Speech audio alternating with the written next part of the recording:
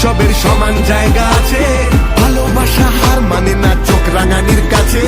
বাংলা বিবেক এই ভারতের বাংলা সবার ঠাই,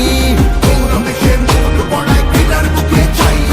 ঝগড়া করিস পরে আগে নিজের মাটি সামলা, যতই করো হামলা আবার জিতবে বাংলা, যতই করো হামলা আবার জিতবে বাংলা।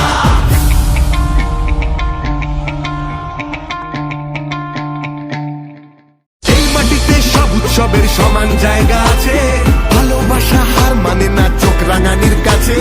বাংলা বিবেক এই ভারতের বাংলা সবার ঠাই, ক্রীড়ার বুকে চাই। ঝগড়া করিস পরে আগে নিজের মাটি সামলা, যতই করো হামলা আবার জিতবে বাংলা, যতই করো হামলা আবার জিতবে বাংলা।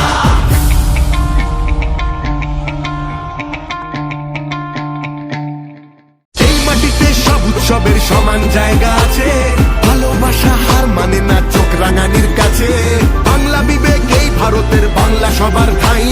আমরা হরেকৃষ্ণ কলোনি থেকে শুরু করে মুসলিমপুর থেকে শুরু করে আমাদের ফুলবাড়ি, কোনাবাড়ি, বাগানবাড়ি, প্রত্যেকটা জায়গায় র্যালিতে যে অভূতপূর্ব সারা এই উন্মাদনা আমাদেরকে যেমন আপ্লুত করেছে, উদ্বুদ্ধ করেছে, ঠিক পাশাপাশি এত ভোটারের নাম বাদ গেছে।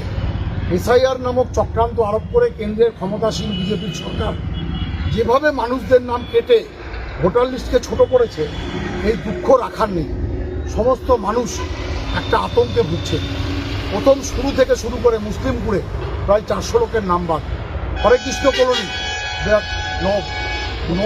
মতুয়া সম্প্রদায়ের মানুষদের প্রচুর মানুষ ওখানে বসবাস করেন, প্রায় 100 লোকের নাম বাদ। তারপরে ফুলবাড়িতে প্রায় 400 লোকের নাম বাদ, 560 জন লোকের নাম বাদ। তারপরে কোনাবাড়িতে প্রায় 400 লোকের নাম বাদ। কোনাবাড়ি, বাগানবাড়িতে 350 লোকের নাম বাদ। তো সব মানুষের নাম যদি বাদ দিয়ে ভোট উৎসব এই কেন্দ্রের বিজেপি সরকার করতে চায়, এটা কি উৎসব হচ্ছে না প্রহসন হচ্ছে?